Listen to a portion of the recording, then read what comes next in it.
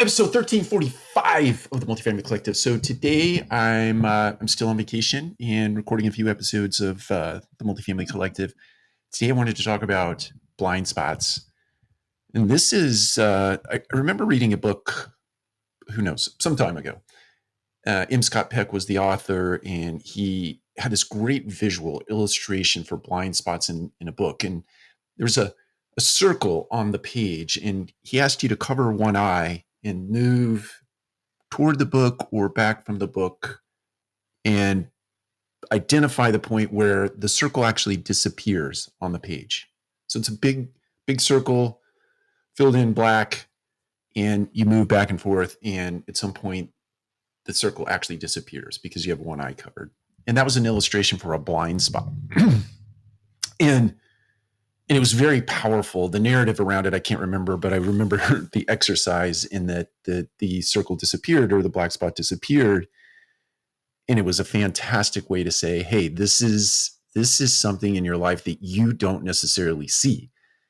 It could be anything from a personality trait to a skill gap to any personal interactions, emotional intelligence, etc. It could be anything in your life. And you struggle to see it, and it becomes very problematic in your ability to develop yourself personally or professionally. And so there's this incredible downside, obviously, to not being able to identify those weaknesses in yourself, in that you can't do anything about them. If you're completely unaware, then it's very difficult to do anything about it. There are lots of ways that you can identify blind spots. You can certainly surround yourself with an incredible group of people that will point them out for you. People that are candid, people that don't tell you the things that you want to hear, but they rather tell you exactly what you need to hear, and you may not like it. Generally, those people you have a love-hate relationship with. The hate is not a dramatic hate. It's just that you don't like hearing what they have to say. And you cringe every time because you know they're right, but you don't want to accept that about yourself. So surround yourself with people who speak candidly to you.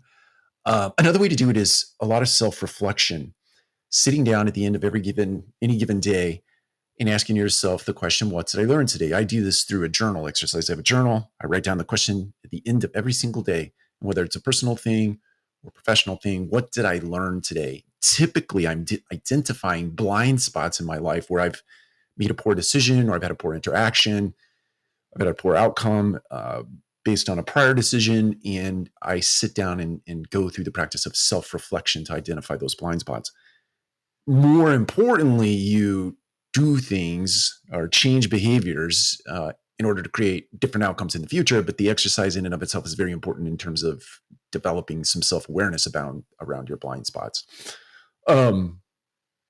But there are more extreme ways to do that. You can do, extreme is probably a strong word, but you can use instruments like 360, which is an assessment.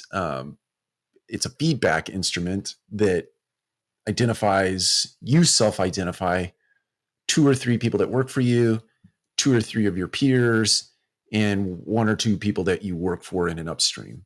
And you give them an instrument, and they give you some candid feedback, somewhat anonymous, through the instrument. And that allows you to see some blind spots or areas of opportunity in your life that you can work on. So the big overarching message here is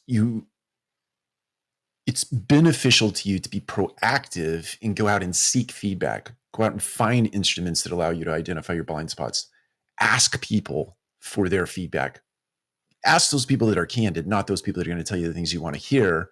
Those people are great for your life as well, but they tend to validate what you think about yourself, and that isn't necessarily useful. So I would encourage you this year, 2022, as we end the year, to start to think through different ways and different people in your life that can allow you, or that can help you rather, identify your blind spots and then take action on putting practices in place or disciplines or systems or routines in place that will help you overcome those blind spots and help you to be a better human being in 2023. Take care. We'll talk to you again soon.